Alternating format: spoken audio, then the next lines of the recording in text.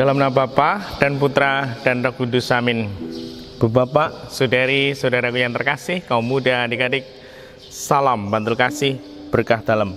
Kembali kita berjumpa dalam renungan harian hari ini, Rabu, 8 September 2021, Pesta Kelahiran Santa Perawan Maria. Kita akan mengambil dari Injil Matius bab 1 ayat 1 sampai 16, dilanjutkan ayat 18 sampai 23. Kelahiran Yesus adalah sebagai berikut. Pada waktu Maria, ibu Yesus bertunangan dengan Yusuf, ternyata Maria mengandung dari Roh Kudus sebelum mereka hidup sebagai suami istri. Karena Yusuf suaminya seorang yang tulus hati dan tidak mau mencemarkan nama istrinya di muka umum, ia bermaksud menceraikannya dengan diam-diam. Tetapi ketika Yusuf mempertimbangkan maksud itu, malaikat Tuhan tampak kepadanya dalam mimpi dan berkata, "Yusuf, anak Daud, janganlah engkau takut mengambil Maria sebagai istrimu, sebab anak yang di dalam kandungannya adalah dari Roh Kudus. Maria akan melahirkan anak laki-laki dan engkau akan menamai dia Yesus, karena dialah yang akan menyelamatkan umatnya dari dosa mereka." Hal itu terjadi supaya genaplah firman Tuhan yang dinyatakan oleh Nabi. Sesungguhnya anak darah itu akan mengandung dan melahirkan seorang anak laki-laki, dan mereka akan menamai dia Immanuel, yang berarti Allah menyertai kita. Demikianlah Injil Tuhan. Terpujilah Kristus. Bapak, saudari, saudaraku yang terkasih, bacaan ini membimbing kita untuk merenungkan karya Roh Kudus.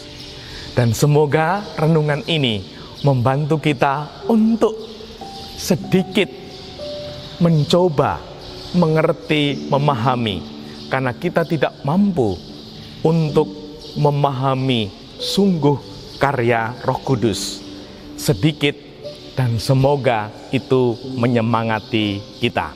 Saya kutipkan, "Yusuf, anak Daud, janganlah engkau takut mengambil Maria sebagai istrimu, sebab anak yang di dalam kandungannya adalah dari Roh Kudus." Jangan takut kalau itu dari Roh Kudus. Lalu bagaimana bahwa sesuatu itu dari Roh Kudus?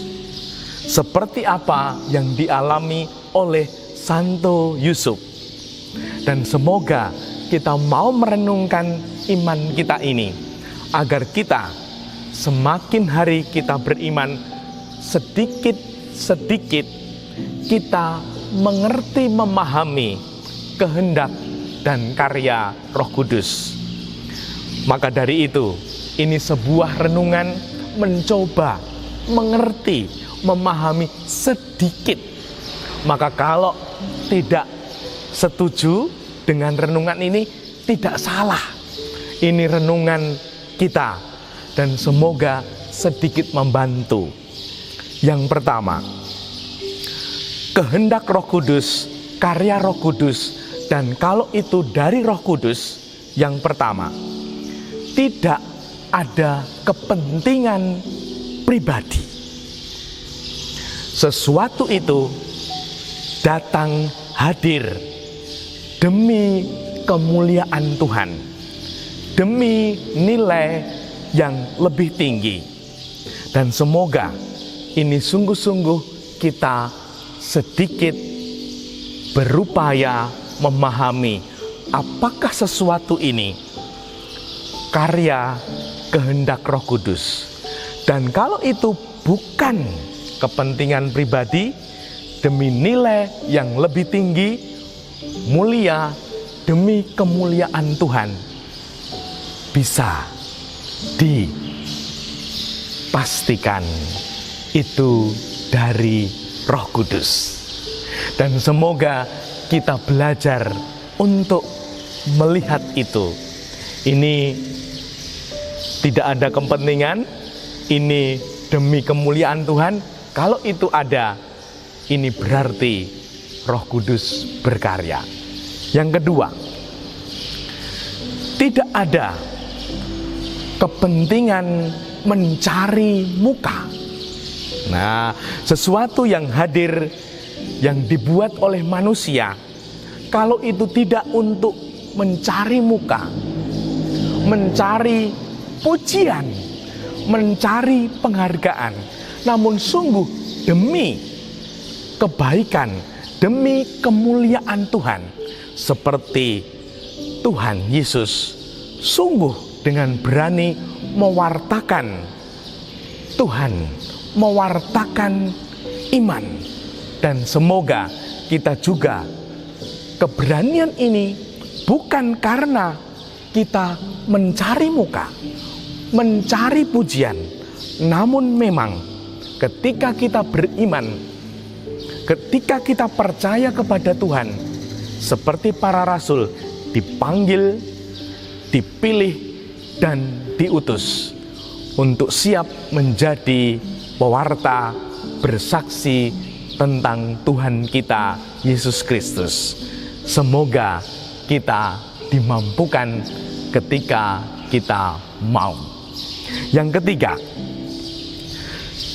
ketika kehadiran Roh Kudus itu sungguh berkarya, pribadi-pribadi yang mengalami Roh Kudus, yang ketiga ini berani berkorban.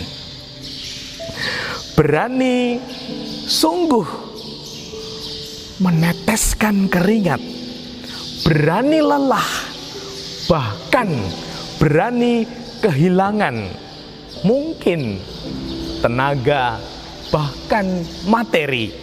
Dan semoga ada ungkapan yang dalam, aku lelah, namun aku bunga, karena aku melayani Allah. Dan semoga ini sungguh-sungguh semakin membuat kita dekat dengan Roh Kudus. Dan Roh Kudus akan selalu menuntun kita, begitu pula seperti menuntun Santo Yusuf. Dimuliakanlah Tuhan kini dan sepanjang masa. Salam bantul kasih, berkah dalam. Dalam Bapa, Putra, dan Roh Kudus. Amin.